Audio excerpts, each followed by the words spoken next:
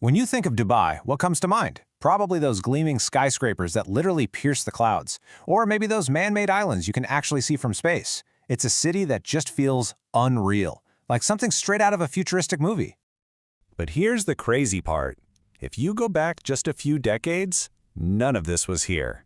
Seriously, it was a simple, quiet, desert town. So the big question is, how on earth did that become this? How does a small town transform into one of the wealthiest cities on the planet? Well, that's exactly what we're going to break down. To really get it, we've got to rewind the clock, way back. Before all the skyscrapers and the luxury, Dubai's story was completely different.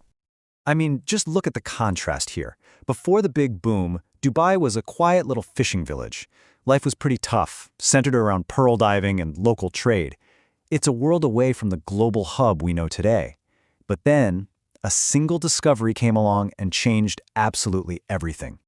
And this is it, 1966, the year they struck oil.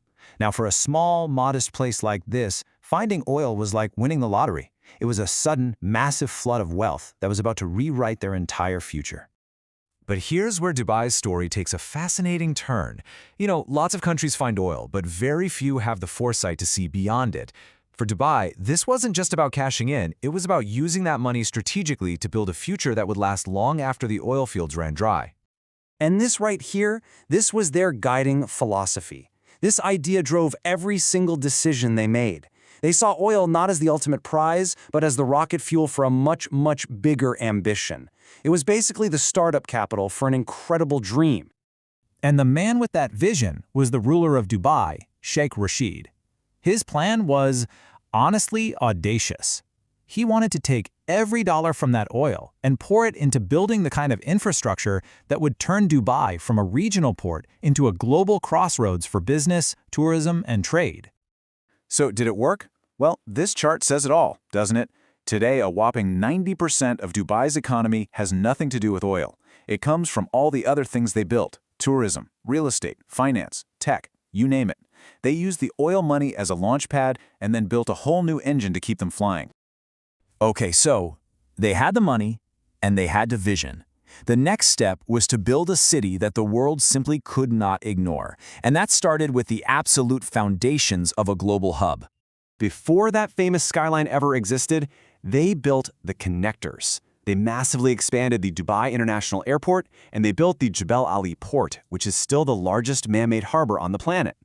These weren't just construction projects, these were the gateways that plugged Dubai directly into the global economy. Then came the wow factor. In the early 2000s, Dubai started building things that just captured the world's imagination. First up, the Palm Jumeirah. I mean, a colossal man-made island shaped like a palm tree that you can see from space? That's not just construction, that's pure audacity. Next up, the Burj Al Arab. It was marketed as the world's most luxurious hotel, and its unique sail-shaped design instantly became a global symbol of opulence. It's what put Dubai on the map for the world's wealthiest travelers.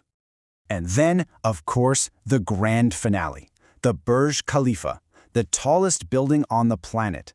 This wasn't just another skyscraper. This was a declaration to the entire world that Dubai had arrived and that it could achieve any engineering feat it could possibly imagine. Psychologically, these megaprojects were a total masterstroke. They completely transformed Dubai's brand. It went from being seen as a remote desert outpost to a modern marvel, a symbol of human ambition. And, as you'd expect, tourists and investors started pouring in. But those iconic landmarks? They were just the beginning. The vision went way beyond just creating a stunning skyline. The real goal was always to build a sustainable, resilient future, one that wasn't dependent on oil or concrete.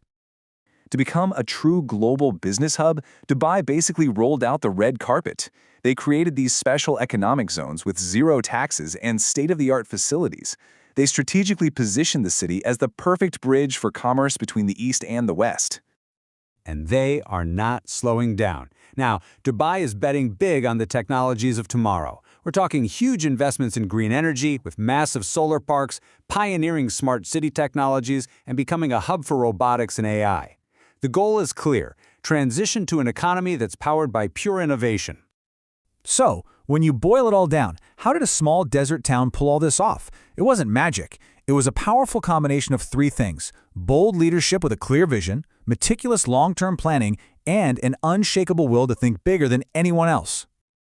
Ultimately, the story of Dubai proves a really powerful idea, that a place isn't defined by its history or its natural resources. It's defined by the sheer